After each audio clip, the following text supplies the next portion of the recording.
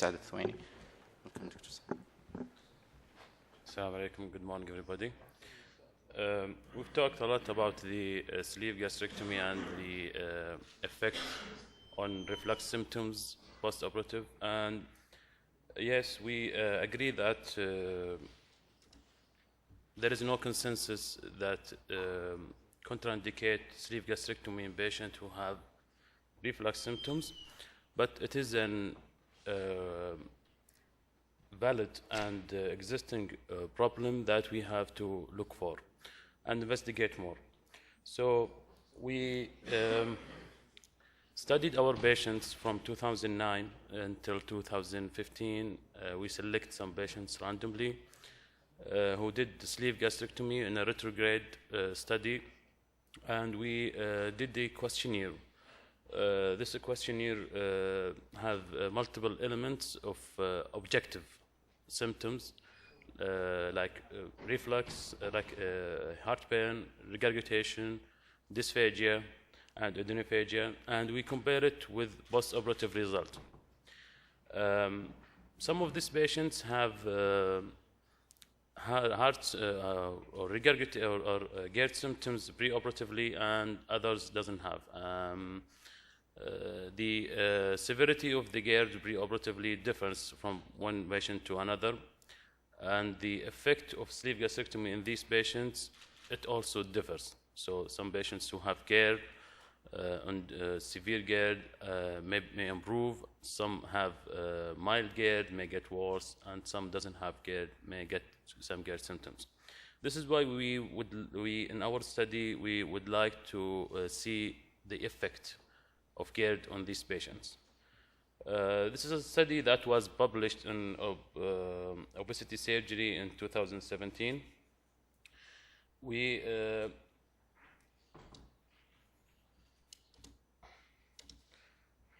concluded, as I said, this patient, we using the GERD-HRQL questionnaire. We translated to Arabic version and spread it to our selected patients. Only the primary sleeve gastrectomy patients were included. Redo surgeries and patients who had complication post-op were excluded from the questionnaire. A total of 213 patients with a mean age of 36 plus minus 10 were included in the analysis. BMI was 47 preoperatively, and post-operatively was 29, with a change of BMI of 19. This is a sample of the questionnaire that we were used. It is a scale from 0 to 5. Each item was studied in different questions, like the heartburn. There is different questions regarding the heartburn and different questions regarding the dysphagia and adrenophagia. 0 is no symptoms. 5 is symptoms are incapacitating and unable to do daily activities. Score the heartburn. There was a significant increase in the mean score while standing, and symptoms of heartburn requiring change in diet. Dysphagia and adrenophagia, there is a significant increase in score for the items. Regurgitation, also there was an increase in the score significantly to an overall severity of 0.25 versus 1.14. When lying down, when standing, and after meals, and that symptoms that require change in diet and disruption of sleep. This is a table. It's a busy table, but shows the preoperative and postoperative differences. So for the heartburn, we see that there is significance in the second and the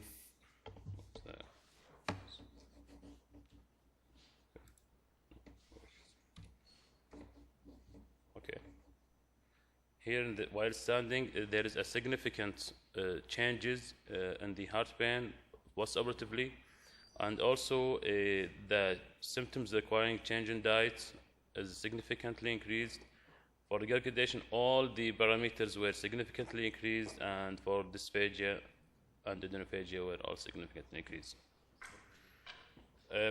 These are objective, so we cannot really rely on it, but it can give us a hint of what's going on post laparoscopic sleeve gastrectomy to appreciate the symptoms that the patient suffered post-operatively. And we aim to know if there's any predictors of symptoms that give us a hint post-operatively which patients will benefit and which will have more severe symptoms post-operatively. The majority of the patients didn't develop new-onset symptoms or even had improved symptoms. There remains a significant proportion that develop new-onset symptoms or had worsening of symptoms after laparoscopic sleeve gastrectomy, ranging from as high as 35% for symptoms of regurgitation to as low as 15% of heart pain causing sleep disturbance. So this is we divided the patients to patients who had improved symptoms, patients who had no change of symptoms, and patients who had worsening of symptoms. This is a busy table. I will show you another graph that makes it much easier. So this is for the heart pain. The red column here is the patients who had no change, and the improvement is the blue column, and worsening is the green column. You see the percentage is 100%. So there is a significant, there is around 20 to 25 patients who had worsening of symptoms. Dysphagia, the improvement is very low. Most of them had no changes, and some had worsening of symptoms. Same for regurgitation. The improvement is low also, but most has no changes. There is around 20-25% worsening symptoms. New onset GERD symptoms. If we look at the patients who didn't have symptoms preoperatively and had symptoms postoperative, it is a significant number. Maybe the symptoms was not really significant, but must have symptoms ranging from very low minimal symptoms to severe symptoms. 119 patients had new onset of GERD symptoms in different categories of symptoms like heart pain, dysphagia, regurgitation. 18.5% had a severe symptoms. You can see in the last graph. Regurgitation, also around 7% had severe symptoms. 190 patients of the 213 had some sort of regurgitation symptoms. So what's the predictors? We cannot really conclude the predictors of GERD postoperatively, but we found some significancy. The higher the preoperative BMIs, especially in males, were less likely to develop new onset or worsening of GERD symptoms postoperatively with a significant data. Severe heart pain while standing. So if you ask your patient, do you have heart pain while standing, you should take care to do more investigation and to consider other possibilities of other kind of stages like Roux-en-Y gastric bypass. Other variables are not significant. This is a table that showed the preoperative BMI was significant, and also the heart pain while standing is significant predictors.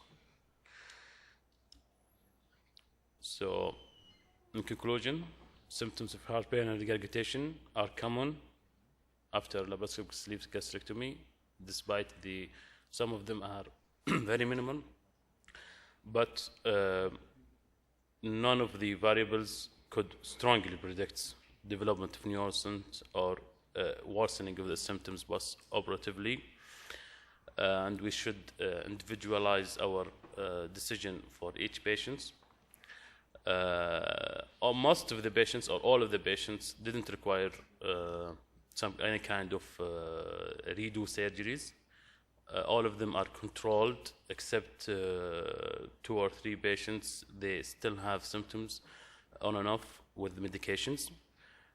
Medication can solve the problem, but we should consider that long-term complication of medication for these patients, and we should tailor our decision depending on each patient's symptoms and predictors of GERD postoperatively. And thank you.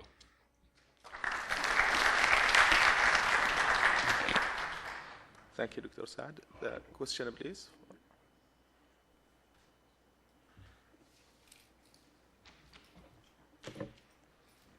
I worked at the convention with Dr. Kasama about this is a very big problem that reflux and sleep gastrectomy. So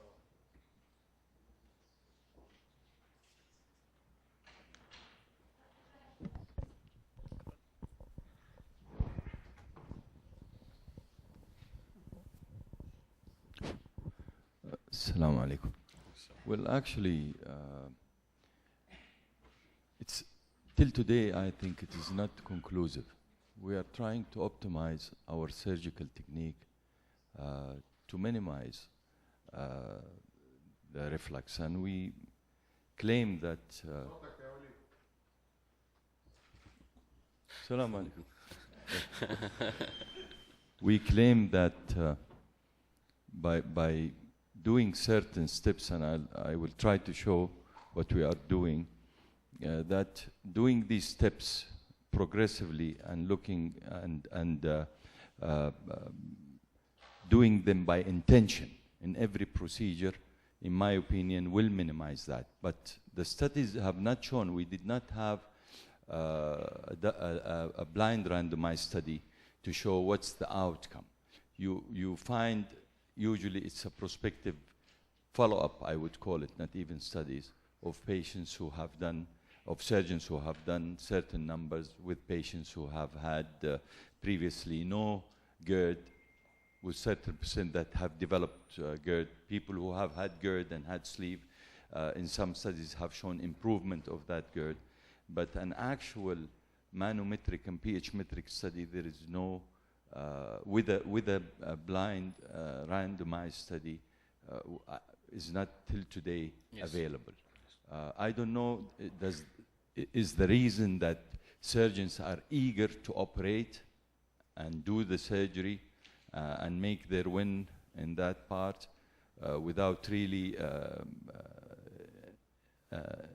going deep in concluding the effect of this procedure on reflux. This is my feeling. And again, I am one of the weaklings that did not do any study to prove that. But we follow the outcome. And we'll see today in my talk, inshallah. Thank you. Assalamu alaikum. I think that debate will continue. It's like bile reflux after mini gastric bypass, the same thing, acid reflux after sleeve gastrectomy. The problem that we do face today is that we are not doing endoscopies on all our patients pre-op. So I think it should become mandatory. We should be doing endoscopies on all our patients pre-op. We used to do a large number of sleeves at one point of time, and we realized that we believe what Western literature said and what most world leaders said is that dissect aggressively into the mediastinum and try and see if there's a hiatal hernia. We've noticed in our series of patients that by being too aggressive into the hiatus, in fact, sleeve GERD rates increased after sleeve after 2 years. So now we've changed our strategy and we're not that aggressive. We look at the base of the right and left crust, and if there's no fat herniating there, we just stop there. We don't dissect further. Well, like Waleed said very correctively, I think technique is very important. You don't leave too large a fundus. You don't go too close to the esophagus, and you don't narrow the incisura. These three things are vital to prevent reflux. But having said that, I do believe that anybody with a Hill's classification on endoscopy of more than grade 3 reflux, or anybody with a grade C esophagitis or grade D esophagitis or Barrett's should be a contraindication for a sleeve gastrectomy. They say that with weight loss, the GEPG or the gastroesophageal pressure gradient does come down, but we've not seen that in our patients. We do believe that reflux still persists. If you were to do an endoscopy on any of these patients post-op after a sleeve, you'll see that a part of the sleeve actually migrates up. There is a migration of the sleeve up, and there's no way to prevent it. You can't take stitches. People have tried different techniques. I've tried omentopexies. Whatever technique you do, you still see a very patulous hiatus. You see a migration. So I don't think we've heard the last word in reflux after sleeve. Yes.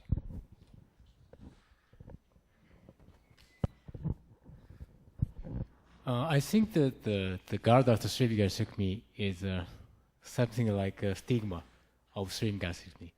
And of course, that it's better to do a roux-en-y gastric bypass to avoid such kind of things after sleeve gastrectomy. If patient had the GERD symptom, like the grade C, D, and but one of the problem in our country is only sleeve gastrectomy is covered by national insurance.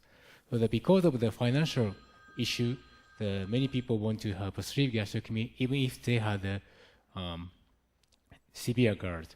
So such kind of patient, I do sleeve gastrectomy and try to prevent because one of the reasons of the GERD after sleeve gastrectomy are migration of the fundus. So I try to stitch of course, crural repair and then the stitch the esophagus to the crural. And but even such kind of prevention, probably the 20 to 30% of sleeve gastrectomy patient have to have a PPI after surgery. But now PPI is a very nice medication, so that many patients can live without symptom with PPI. So that the combination with the medical treatment and the surgical treatment is the choice of procedures. Okay. Thank you, Saad. Thank you.